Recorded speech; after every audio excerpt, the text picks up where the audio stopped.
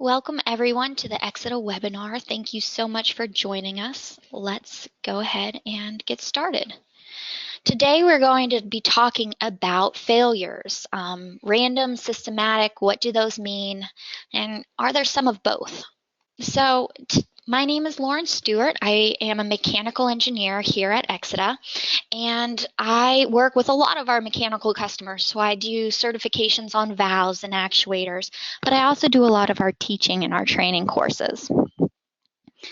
For those of you that are not familiar with exida, in case this is your first webinar, let me tell you a little bit who exida is to get us started. Well, we were founded in 1999 by a bunch of top reliability and safety engineers and experts, and we have expanded. So now we are a truly global brand, and we have offices close by to you or your customers, or wherever you are. We have someone close by that can help with any functional safety needs, whether it's functional safety, alarm management, or cybersecurity.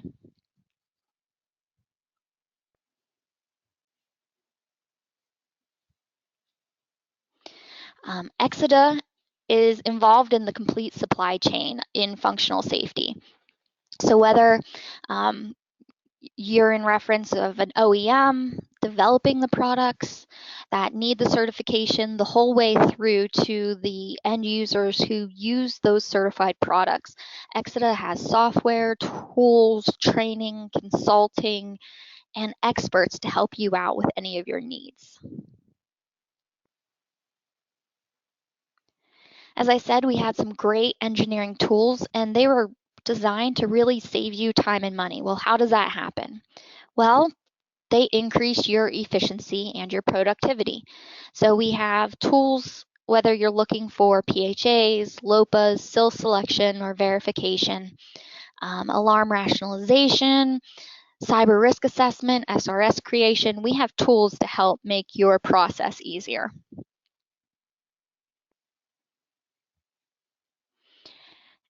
If you are not familiar with exida, you might not know of our certification yet, but if you're familiar with exida, you probably have seen exida certification before. Well, our certification, we have help our customers get certified in functional safety, IEC 61508, 511, ISO 26262, cybersecurity, machine safety, and people certification too. But now that you know a little bit about exida and myself, let's get to why you're really here. Well, today's webinar, we're going to be talking about failures, why it's important to get what type of failure it is correct, and what you can do to kind of help that process move along. We're going to be looking at some real life examples, a number of them, both random and systematic examples, and then we'll finish this webinar up talking about field data collection. Anytime you have questions throughout the webinar, I'll try and check the questions tab in your panel. I'm usually get on a roll when I forget to check, so I will make time at the end for questions. So if you do have questions, please feel free to type them into the questions bar. So as I said, today we're going to start looking at what a random or what a systematic failure is. We're going to break it down to the basics and start by talking about what their definition is from the standards. We're going to look at real life examples and see how it kind of can be confusing, and then data collection. Why did this all come about?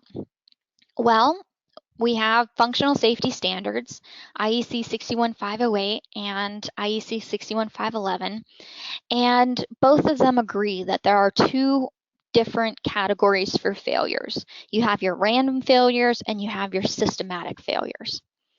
And these categories really came into being because of the standards committee's discussions. They were sitting around trying to decide what failures needed to be modeled in probabilistic failure analysis that was being performed when these standards were first coming about in the late 1990s, early 2000s, there was this common consensus that if it was not practical to apply probabilistic analysis methods to a systematic failure, such as like a software bug or something like that.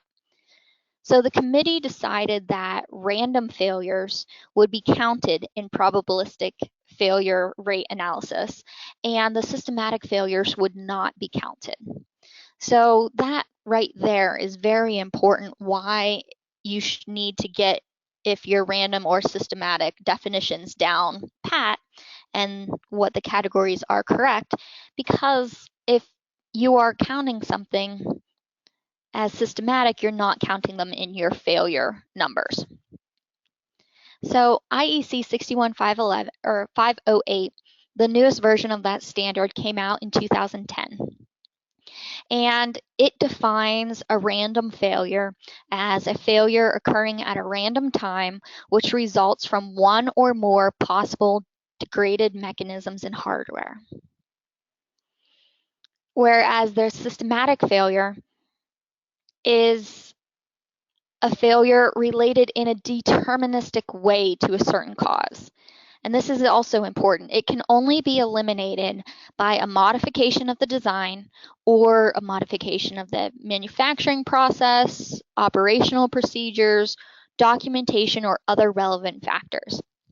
So the important thing there is that you can change systematic failures or systematic faults. You have the ability to fix something and have it not occur again. So systematic failures were considered a direct result of some design or some procedure problem. They occur when a set of circumstances happen to reveal whatever that fault or that failure is. So when the committee was sitting around deciding what needed to be in the standard, well, they thought that a systematic failure could be permanently fixed by changing the design, changing a procedure, changing an operation. And it's assumed that that fix would be completely effective and work. It's also assumed that that fix did not introduce new or worse problems that you might not have thought about before.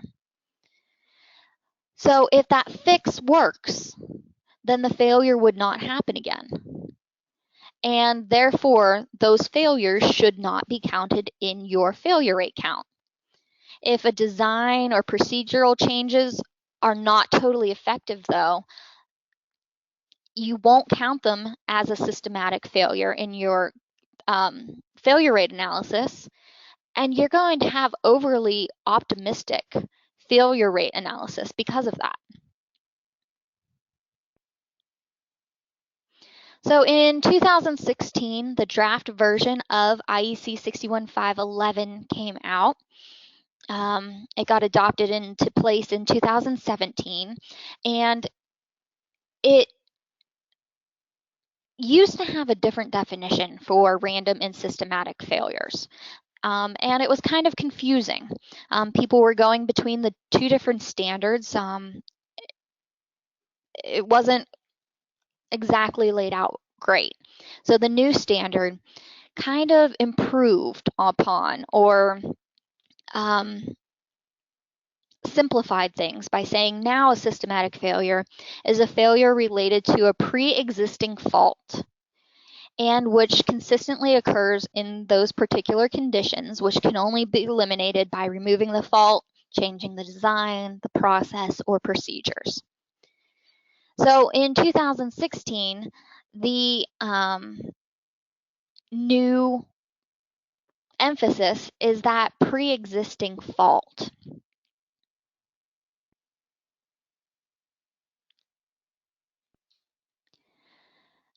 When we talk about systematic and random faults and failures, what always gets brought up into this conversation is how you can record or analyze these failures. And this is very impactful because of what those failures are going to do. So your systematic failures are not going to be counting in your failure count, where your randomers will.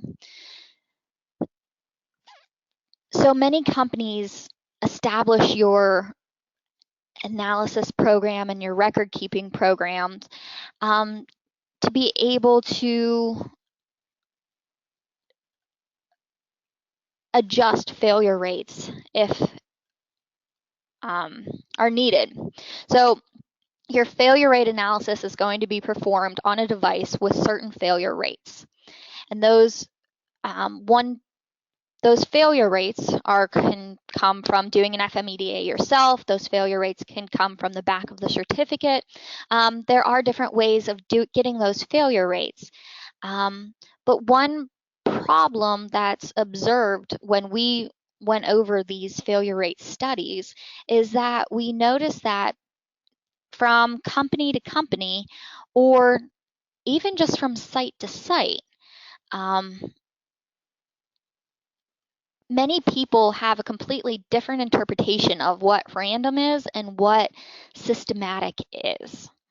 And from company to company, people were classifying things as random or as not random and not counting them in their failure rates. Not only was this happening from company to company, this was also happening from site to site.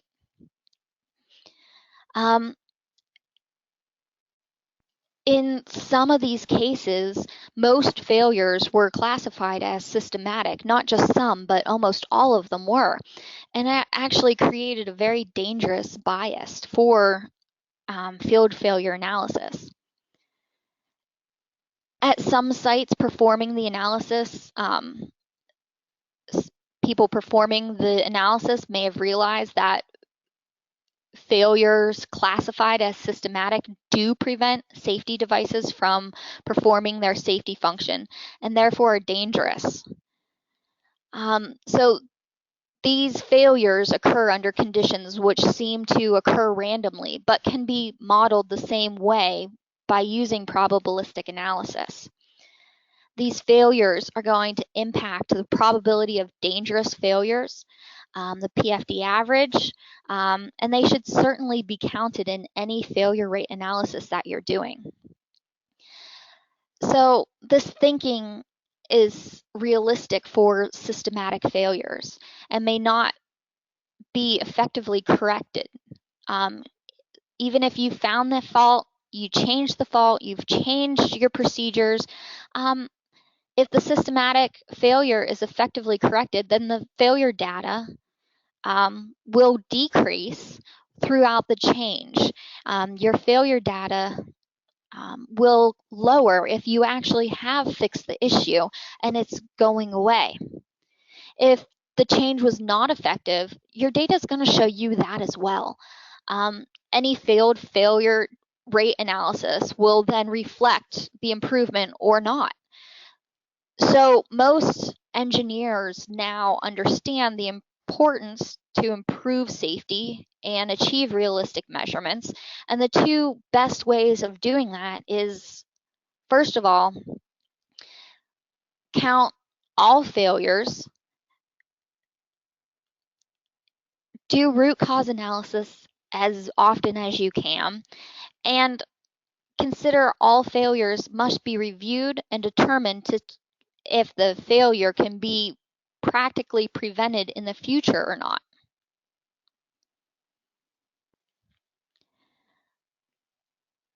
So for the companies that were not taking into consideration systematic and random before, maybe they were counting all of their failures in a failure analysis. Or you could have people that are counting all of their failures as systematic and barely anything occurring in their system or their failure rate analysis. This comes into play more and more often, not just going from company to company, but even site to site. And at the end of this webinar, I can show you a way of being able to take credit for the great things that you're doing while not necessarily covering up the bad thing that your sister company or your sister site might be doing. So now let's take a look at some real life examples. All of these real life examples came from questions that we've gotten from our customers, real life scenarios that we've either seen in real life or got asked. We collected a bunch of these and we sent out a survey to our listserv, a selected member on our committee meetings and our listservs, and we gave them the option. In these situations, would you consider the failure random, systematic, or not a failure?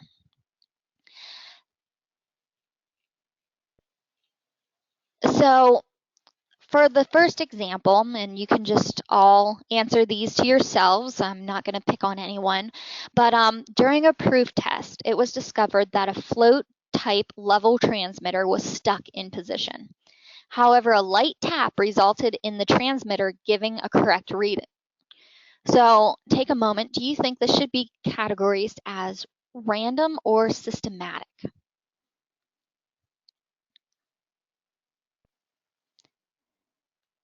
Well, in our survey, most people, over 60% said random, while just over 30% said systematic, while over 5% said not a failure at all.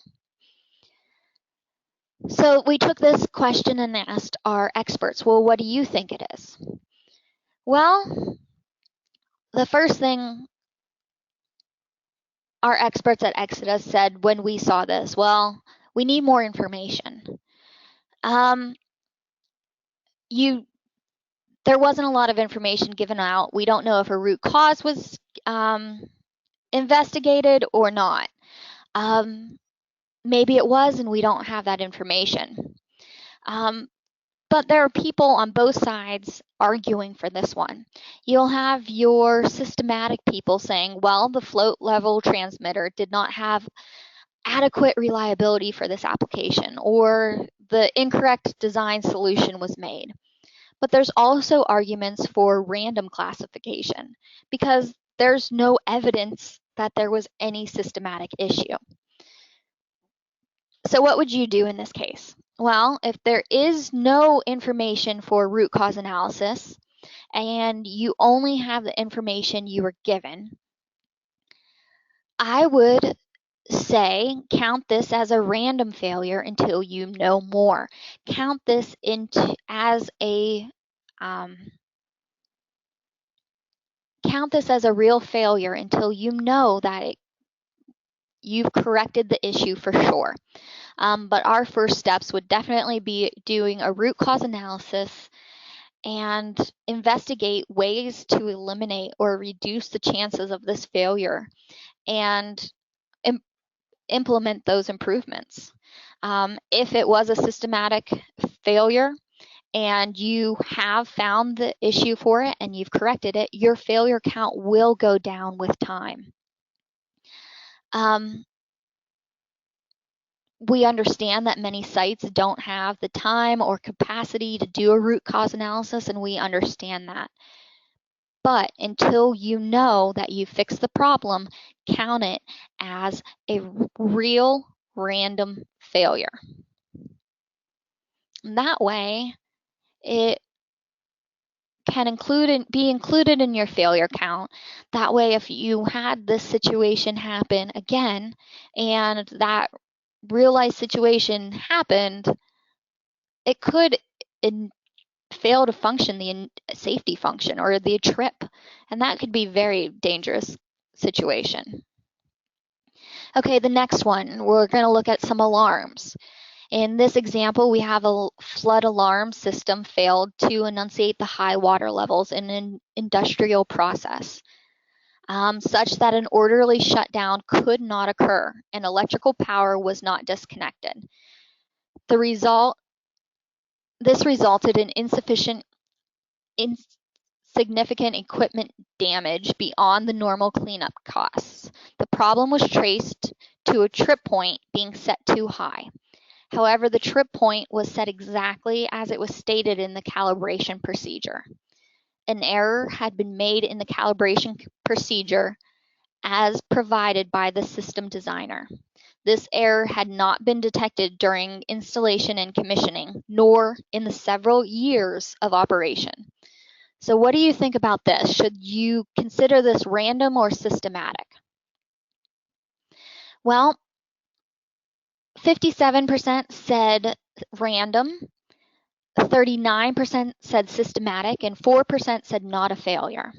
So what would we consider this at exida? We say the first thing to do is figure out what the main problem was. Well, the problem was that the trip point was set too high. So now you have to ask yourself, would this failure still have occurred if the procedures were corrected?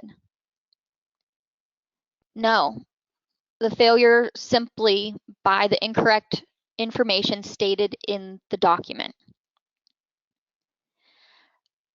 Now ask yourself, if this failure were classified as systematic and not included in the failure count, would that count be dangerously optimistic? Well, no. The calculated dangerous failure rate would be considered fine if the problem had been corrected. Once again, it doesn't matter if you're calling this systematic or random.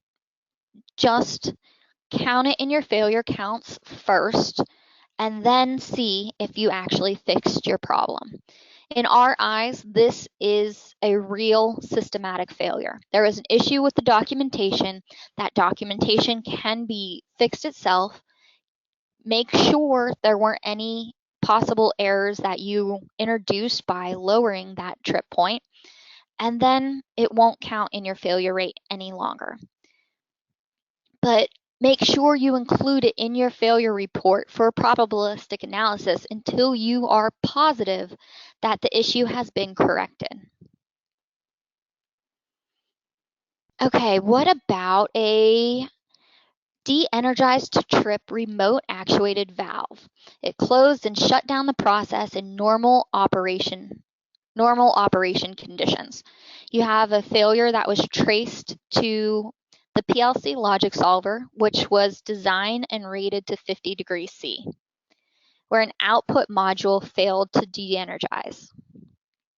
A component in the output module, a transistor, has failed in such a way that it could no longer conduct current. The ambient temperature that day was really hot. It was 55 degrees C.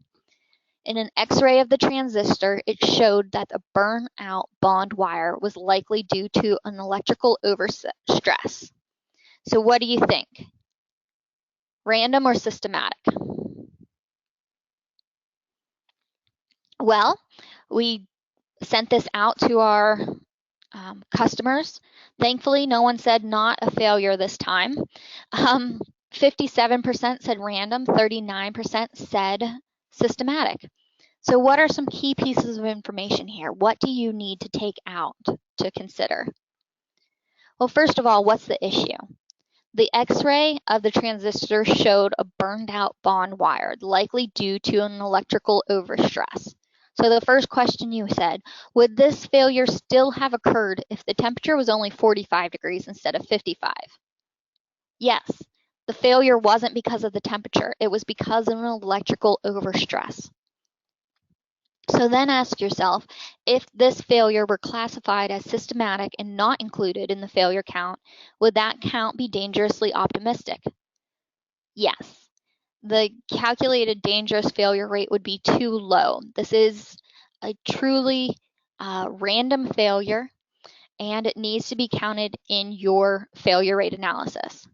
Although, once again, this was one that we could get people arguing on both sides of the boundaries. Some people noted that the temperature did say it was 55 degrees that day. However, that wasn't the main issue. That didn't cause the error or the failure. This could be a random failure that pointed out a systematic failure.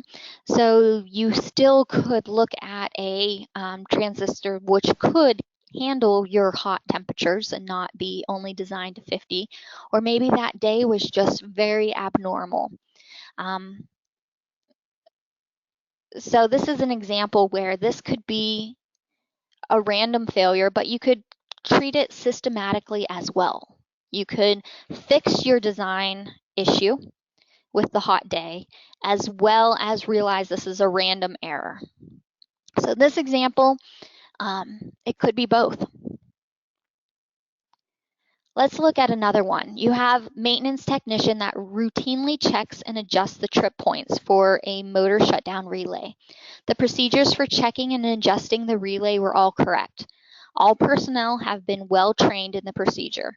A failure occurred when a mistake was made with the adjustment. The trip point was set too high and the motor was not shut down to maintain safety. Should this be a random or systematic? Well, in this one, I'm getting pretty close to each other. We're 57% and 43%. Most people said systematic. So what are the main pieces of information? First of all, was this a pre-existing fault? Well, no, not necessarily. The person was given the correct procedures and they were well trained. So what happened? Well, as long as you are having people work on machines and people do maintenance and set trip points, you're going to have a possibility for a mistake to be made. If anyone that I know will definitely tell you that I say I'm not perfect all of the time. I'm definitely not perfect. I don't know any human that is perfect. And this technician, they could have had a bad day at home. Maybe they weren't feeling good. Maybe they weren't concentrating at work because of something else going on in the back of their mind. They just weren't paying attention. They set the trip point too high. Could this procedure be enhanced? Well, I guess kind of. This all depends on how much time and how much money you want to put into something. You can always enhance procedures. You can always enhance designs, but at what cost? You can definitely send a buddy person in and double check everything. Once one technician does it, they go through and send a completely independent person to make sure that first person did it correctly. However, that's extremely expensive and time consuming. You're going to basically be doubling your maintenance budget. And that might not be a realistic expectation on you. And that's okay too. But until you have enhanced the procedure where you know for a fact that it cannot be made again, count this failure as a dangerous condition until you know better. So we would consider this random. It needs to clearly be counted in probabilistic analysis at this site. What about next one? We have a proof test. A solenoid valve failed to vent an actuator as designed. The solenoid coil was de-energized. The solenoid did not release. The problem was first blamed on mechanical binding, but it was noticed that a tap on the solenoid coil caused the solenoid valve to release and vent the actuator. The problem was traced back to residual magnetism in the yoke of the coil. Would you say this is random or systematic? This was an almost even split between random and systematic classification. Once again, we were given arguments for both sides. For systematic, it said given the failure, it was obviously not adequate for the application, or we got the design should have accounted for this. So those both would be design changes.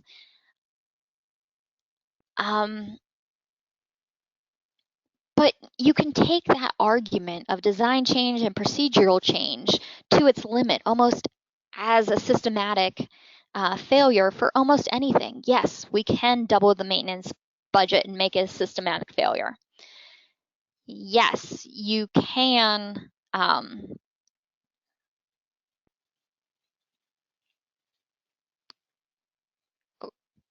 talk yourself into that this is a systematic issue. But there's no evidence of any systematic issue other than the person's classified the failure as random. This residual magnetism is a function of, could be a function of the yoke material, the yoke shape, the duty cycle of applied power, ambient temperature, and possibly even more variables that we're not even thinking about. We could have a solenoid valve expert in to recommend a better choice for this device. But in any case, if it is practical to trace the problem to your root cause analysis to take corrective action, then you should be doing that. The failure was real and it should be counted in a real analysis.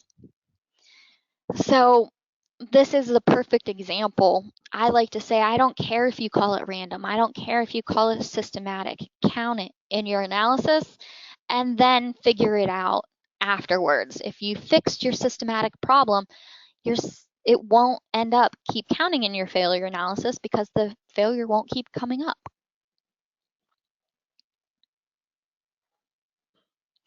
What about another example? We have a calibration procedure for a pressure sensor was written with an error and caused the engineering units to span parameter to be entered into the 0 location. The sensor was badly out of calibration as a result of this error and it failed to perform its function. Is this a random or systematic failure? This failure was clearly written as a systematic failure, but there were still over 15% of people that said this was not a failure at all. And a few people said this was random. Most people would argue that a bad procedure must be fixed and this shouldn't be a failure.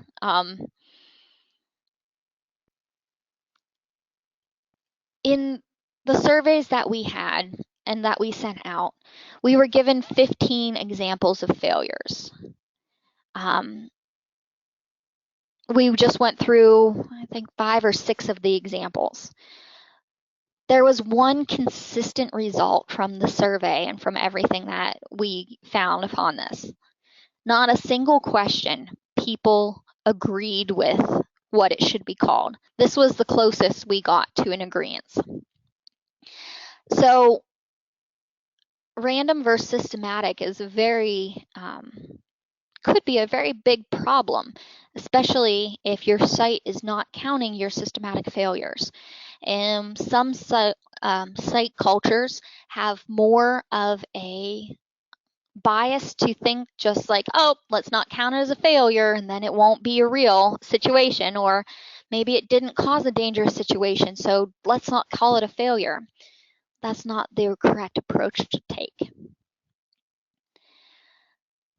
One approach that you can take that is an improvement would be the Site Safety Index.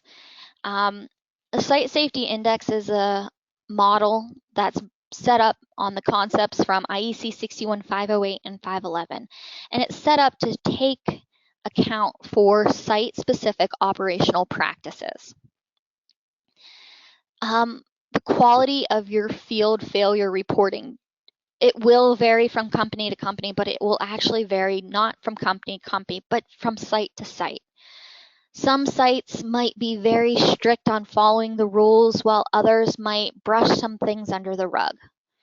The ability and the willingness to trace failures to your root cause also is going to vary from site to site. As we saw from all of these examples, there are many different variables that will impact your failure rates. It will impact your failure counts. It will impact your analysis. but a simple method can be used to measure how well you're doing compared to others. It allows, the Site Safety Index allows you to go on a website and quiz yourself, or you can have a third party come in and do it for you to give you an independence view. But it asks how you're doing with certain tasks in the safety life cycle, and you can rate yourself. It's going to be between a 1 or a 0 through 4, a 0 meaning you're not doing any repairs at all. Basically, you're not testing it, you're not repairing it, you put everything into motion and you said good luck and walked away from your product. Hopefully, there's no one in this situation at this that's doing nothing. In Site Safety Index level 4, it's going to be perfect. You're always on time, you're always done correctly, you pull things out ahead of useful life. Once again, that's kind of not realistic. We realize that that's a magical unicorn. People say they've seen it, but have you really seen something that's that perfect? The Site Safety Index, as I said, it goes through the whole safety life cycle, from equipment selection to proof test to testing.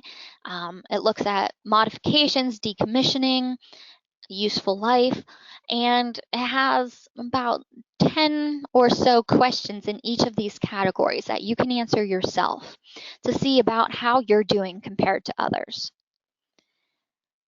But what is impacted by these site practices? Well, the failure rates can be impacted when you're actually doing your proof test intervals, the actual proof test effectiveness, your mean time to restore, your probability of initial failures, and other things are all impacted by your site practices. And your systematic versus random failures are part of this as well. If you're counting all of your failures, or if you're only counting the ones that might make you look bad. So, in conclusion, after I finish this up, I'm going to make sure to take some questions. I saw a few coming in. In conclusion, I don't care if you call it random. I don't care if you call it systematic. I don't care if you call it both. Count your failures until you made sure you fixed the problem. If you can, do a root cause analysis, get it down to the level that you can, as reasonably practical to go. Obviously, you're not going to be able to do that with every failure every single time, but hopefully with the dangerous ones or the complex ones you can.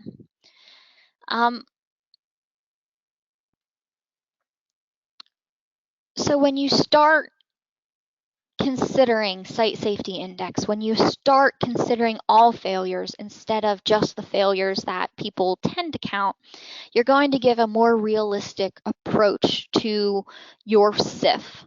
And just realize that it's not always going to be black and white. It's not always going to be random or systematic. There's plenty of gray area in between all of it, and most times it will be some shade of gray. But just count it until you know that you no longer have an issue. If you have questions, I'm going to take them right now. If you have questions, if you're anything like me and you're laying in bed in the middle of the night and you can't think and you're thinking about functional safety and you realize a question you had, feel free to email me. That's my email address. We also have great books, blogs, webinars that can answer a lot of questions if you have any. If you've liked this webinar so much and you want so much more and you are hooked on functional safety, go to our exida training. We have on-site, off-site, online. You can get so much training, you're going to be sick of functional safety. Okay, let's see what we have.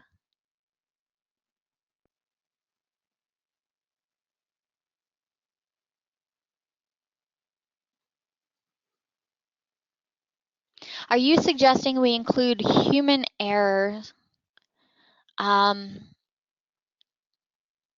maintenance error in SIL calc?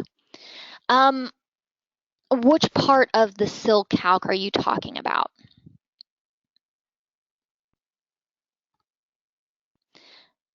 I mentioned throughout the webinar that if there's any failures, count it. I did also mention that humans definitely make mistakes. If you have, when we do our SIL calcs in training, I normally say if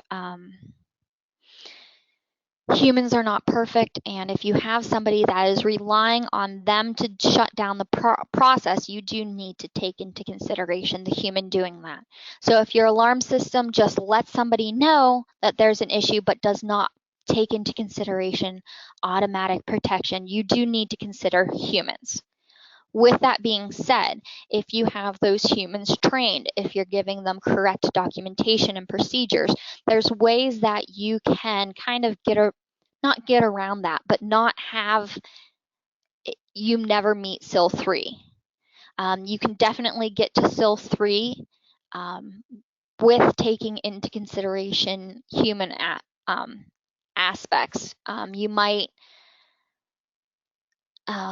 change your proof testing, change the effectiveness of your proof testing, change your proof test intervals. There's other ways that you can still achieve a SIL 3. If you have more questions and you want to talk specifically about this, feel free to get my email address and email me later on.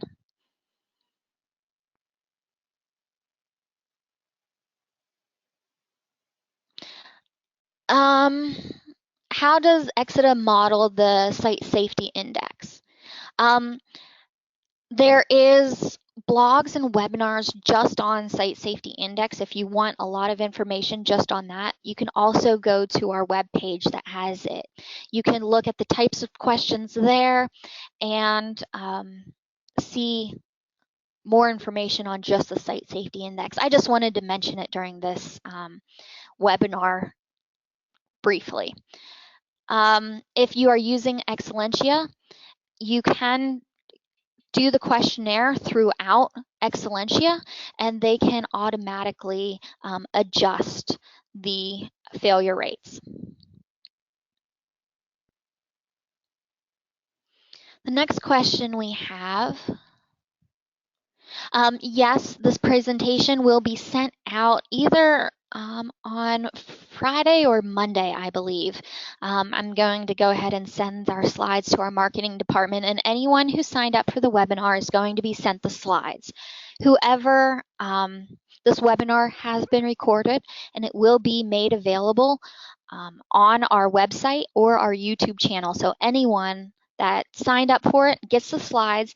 If you didn't sign up for it, you just have to listen to my recording.